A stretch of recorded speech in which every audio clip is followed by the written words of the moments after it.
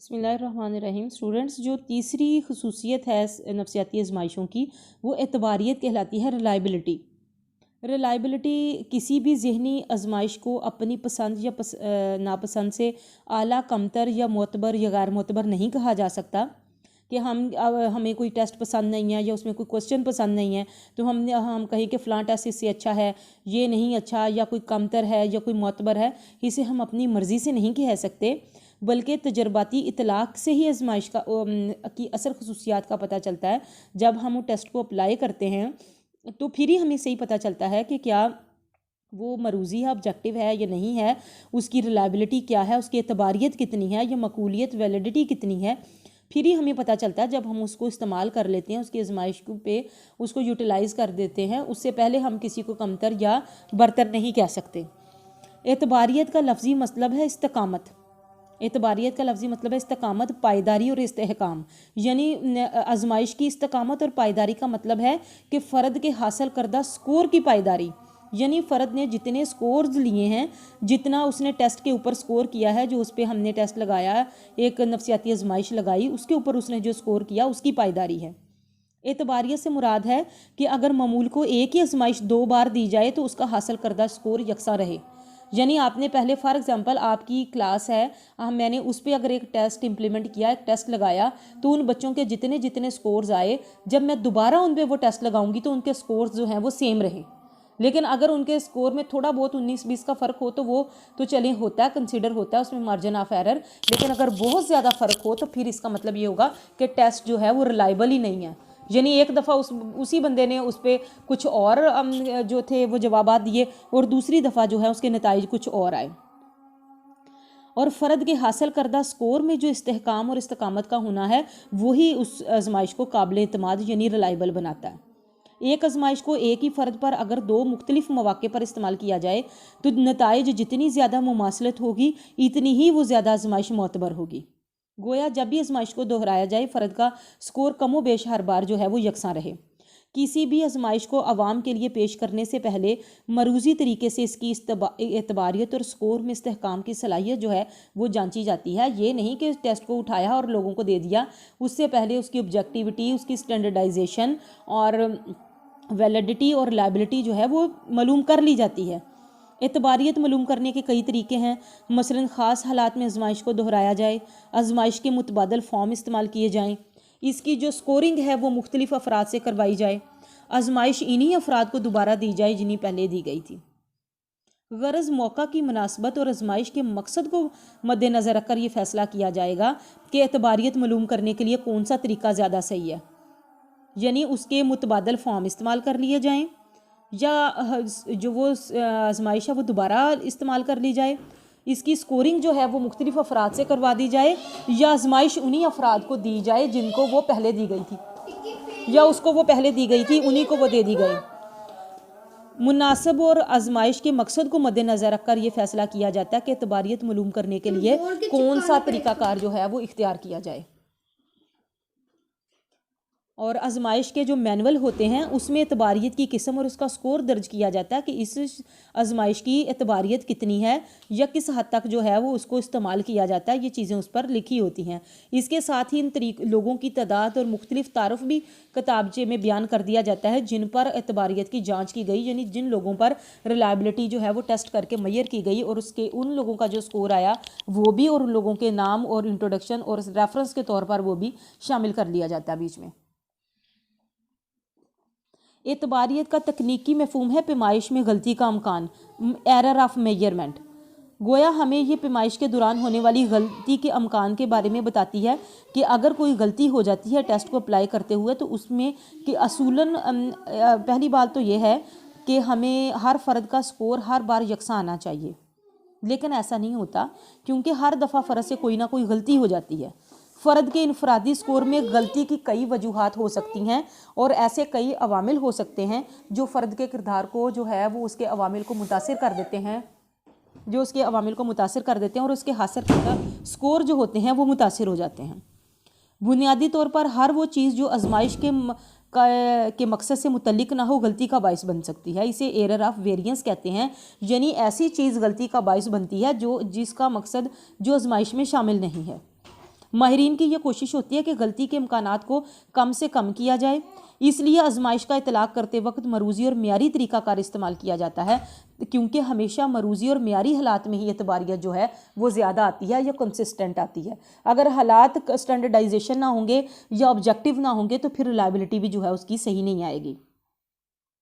एतबारियत मालूम करने के लिए हमेशा स्कोर्स के दो मजमूए लिए जाते हैं ताकि इनका बाहमी कोरिलेशन मालूम किया जाता है। कोरिलेशन एक शुमारियाती तस्वर है। फोर्थ ईयर आपको स्टैटिस्टिक्स इस दफ़ा जो प्रैक्टिकल में आप लोगों का इस्तेमाल होगा वो स्टैट्स का पोर्शन इस्तेमाल होगा, वहाँ पे कोरिलेशन का कॉन्सेप्ट भी आपको पढ़ाया जाएगा, तो आपको अंदाज़ा हो जाएगा कि कोरिलेशन क्या है और दो चीज़ों के दरमियान में, वेरिएबल्स के दरमियान में जो उसका ताल्लुक है वो मालूम किया जाता है। और ये जो कोरिलेशन का होता है ये +1 से, यानी +1 से इसका जो आंसर है वो -1 तक होता है। मतलब पॉइंट अगर किसी चीज़ का 0.88 आंसर आता है या 0.78 आता है या कुछ भी, या आप समझें कि 0.28 आता है, तो -1 में -0.89 ये मस्बत और मनफी के दरमियान में होता है। अगर जवाब मस्बत में हो तो मतलब ये है कि दोनों मजमूओं के दरमियान मस्बत ताल्लुक़ है, जो और माइनस का मतलब ये है कि दोनों के दरमियान मनफी नोयत है, और अगर ज़ीरो हो तो इसका मतलब ये होगा कि उनके दरमियान में कोई जो है वो रिलेशनशिप नहीं है। बाहमी ताल्लुक़ मालूम करने के कई तरीके हैं, जिनमें ज़्यादातर इस्तेमाल होने वाले कुडर रिचर्डसन कोरिलेशन मेथड हैं and Pearson product moment correlation coefficient है। अब जो रिलायबिलिटी कोफिशेंट है, शरह एतबारियत आजमाइश की मोतबरी मालूम करने के लिए कोरिलेशन का तरीका इस्तेमाल किया जाता है कि ये आजमाइश कितनी मोतबर है, कितनी रिलायबल है, और इससे हासिल होने वाले स्कोर को रिलायबिलिटी कोफिशेंट से कहा जाता है, यानी स्मॉल आर से उसको जाहिर किया जाता है, इट मीन रिलायबिलिटी कोफिशेंट। उसके बाद है अब एतबारियत मालूम करने के तरीके। एतबारियत मालूम करने का पहला तरीका है दोबारा आजमाइश का तरीका। ये एतबारियत हासिल करने का सबसे आसान या सादा तरीका है। इसमें एक ही नुमाइंदा ग्रोह पर आजमाइश का 2 मरतबा इतलाक़ किया जाता है, यानी वही नमूना आबादी जिस पर हमने पहले टेस्ट लगाया था दोबारा भी उन्हीं पर लगाया जाए। तो इस तरह स्कोर्स के 2 मजमूए, यानी जो पहली दफ़ा हमने उस पर टेस्ट लगाया था उस पर जो स्कोर का मजमूआ हासिल होगा और दूसरी दफ़ा जो टेस्ट लगाएंगे उसमें जो स्कोर्स का मजमूआ हासिल होगा उनका बाहमी रबत नोट कर लिया जाता है, कोरिलेशन कोफिशेंट उनका मालूम कर लिया जाता है। और जितना ये बाहमी शरह एतबारियत ज़्यादा होगी, ये कोरिलेशन ज़्यादा होगी, उतनी ही वो आजमाइश जो है वो मोतबर होगी। नताइज में तब्दीली, एरर, वेरिएंस का तल्लक जो है वो फ़र्द के कारकर्दगी के उतार चढ़ाव से होता है। इसकी मुख्तलिफ वजूहात हो सकती हैं, मसलन हालात को मियारी तौर पर कंट्रोल ना कर सकना, मौसम में अचानक तब्दीली का आ जाना, अचानक पैदा होने वाला शोर या खलल, तवज्जो के सबब जो है वो फ़र्द की तवज्जो भटक जाए, वो उसे समझ ना आए और वो क्वेश्चन पे गलत आंसर कर दे। इसके अलावा फ़र्द के बातनी अवामिल मसलन बीमारी, थकावट, गम, मूड की ख़राबी, ये सारी चीज़ें ऐसी हैं जो उसके रिज़ल्ट पर असरअंदाज हो सकती हैं। अगर तब्दीली की नोयत इस तरह से है जिन अफराद का स्कोर पहले ज़्यादा था उनका कम है और जिनका स्कोर पहले कम था और ज़्यादा है, यानी स्कोर में तब्दीली आने के बावजूद अगर पोजीशनें बरकरार रहती हैं तो भी आजमाइश मोतबर कहलाएगी। फॉर एग्ज़ाम्पल एक बच्चे के जो हैं वो रिज़ल्ट में नंबर जो है वो कम आ गए, कुछ लोगों के उससे ज़्यादा आ गए, कुछ के दूसरे में कम आ गए, इसमें हो गए, तो वो लेकिन टोटल मिला के जो है उनकी पोजीशनें जो हैं वो ना बदलें तो फिर भी हम कहेंगे कि स्कोर जो है ये मोतबर जो है वो रिलायबल है। लेकिन अगर पहले नंबर लेने वाले 15 पे वाले पहले पे आ जाएँ तो इसका मतलब होगा कि ये रिलायबल नहीं है। दोबारा आजमाइश के तरीके में वक़्त का दुरानिया बहुत अहम होता है। टेस्ट री टेस्ट मेथड में कि पहले आपने टेस्ट किया फिर री टेस्ट किया, ये जो दुरानिया है ये चंद घंटों से लेकर महीनों और सालों का भी हो सकता है। अमूमन 4 से 6 हफ्तों का दुरानिया मुनासिब ख्याल किया जाता है, यानी आजमाइश को दोहराने में तवील अरसा लगा दिया जाए तो एतबारियत की शरह जो है वो फिर कम हो जाती है। ज़्यादा अरसा नहीं लगाना चाहिए, ना तो कम टाइम लगना चाहिए ना ज़्यादा, दरमियाना उसका रुझान होना चाहिए। क्योंकि अगर 8-10 साल का वक्फा पड़ जाएगा तो बच्चे कॉलेज से निकल के स्कूल से निकल कर कॉलेज और कॉलेज से यूनिवर्सिटी और वहाँ से अमली ज़िंदगी की तरफ शुरू कर लेते हैं और उनके रुझानात, पसंद नापसंद, इल्मी महारत और कई चीज़ों में बदलाव आ जाता है, जिसकी वजह से उनके जवाबात और रिलायबिलिटी जो है वो बदल सकती है। ये तरीक़ाकार बहुत सी नफसियाती आजमाइशों में मुफीद और कारगर नहीं है। अगर दोबारा आजमाइश देने में बहुत कम वक्त लगाएं, मुख्तसर दुरानिये में आजमाइश कर लें, तो मामूलों को जो वो जवाबात जो हैं वो याद रह जाते हैं, वो उन्हीं पे दोबारा से टिक लगा लेते हैं। तो इस तरह से आजमाइश का जो है वो मकसद ही फोत हो जाता है और इसका फिर कोई मतलब इम्प्लीमेंट करने का, और दूसरी दफ़ा इन बयानात और सवालात को आसानी से वो फिर हल कर लेंगे और वो रिलायबिलिटी नहीं रहेगी। उसके बाद है सेकंड जो है वो अल्टरनेटिव फॉर्म है, मुतबादल फॉर्म का तरीका। इसे मुतबादल फॉर्म के अलावा मसावी फॉर्म या इक्वलेंट फॉर्म का तरीका भी कहते हैं।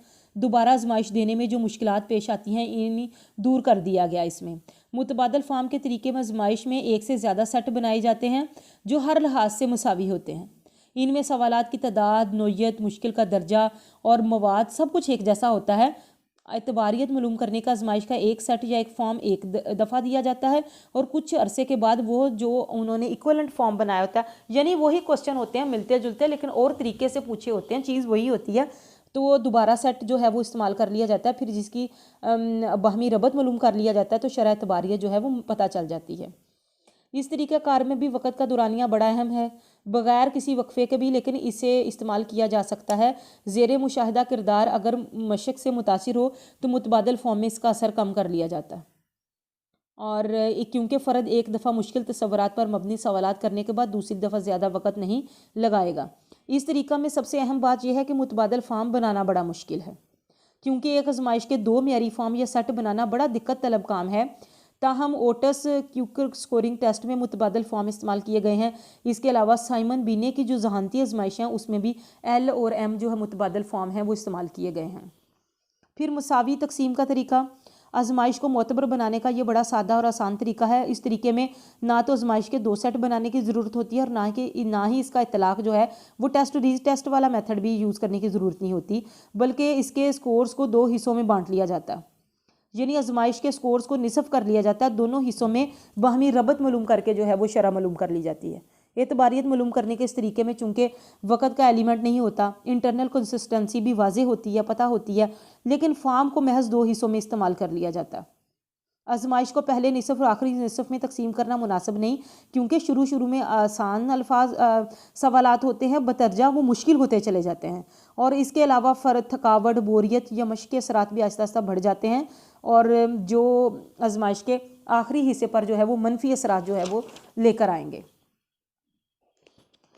आजमाइश के सवालात को निसफ करने का एक तरीका ताक और जुफ्त भी है कि पहली आइटम इधर आ गई, दूसरी उधर चली गई, तीसरी इधर आ गई, चौथी एक दूसरे में चली गई। लेकिन ये भी तरीक़ाकार जो है वो एहतियात इसमें लाजमी है। बाज़ औक़ात दो तीन सवालात एक मतन से मुतल्लिक़ हो सकते हैं, लिहाजा निसफ करने का तरीका यही है कि उनमें बाहमी रब्त जो है वो मालूम कर लिया जाए। और मुतबादल फॉर्म और दोबारा आजमाइश के तरीके में आजमाइश के तमाम सवालात की जो है वो एतबारियत मालूम की जाती है। आजमाइश की तवालत के बारे में माहिरीन का ख्याल है कि आजमाइश जितनी ज़्यादा तवील होगी उतनी ही ज़्यादा रिलायबल होगी, क्योंकि आजमाइश तवील आजमाइश किरदार के हिस्से की ज़्यादा पैमाइश करती है और उसकी वसअत भी जो है वो बढ़ जाती है। आजमाइश के निसफ हिस्सों की एतबारियत मालूम करने के लिए स्पीयरमैन ब्राउन फार्मूला इस्तेमाल किया जाता है और इसके बाद रोलान ने भी निसफ हिस्सों की आजमाइश का के लिए जो था वो तरीक़ाकार मुतारिफ़ कराया था। अब कुचर्ड रिचर्डसन ने जो फार्मूला यहाँ पे इंटरनल कंसिस्टेंसी के लिए, इसको यहाँ पे करने की ज़रूरत नहीं है, क्योंकि ये जब हम स्टैट्स करेंगे तो ये फार्मूला वहाँ पे याद करके तो इसको कैलकुलेट भी कर लेंगे, लेकिन बहरहाल इसको याद कर लें कि कुचर्ड रिचर्डसन जो फार्मूला वो इस्तेमाल होता है रिलायबिलिटी को कैलकुलेट करने के लिए।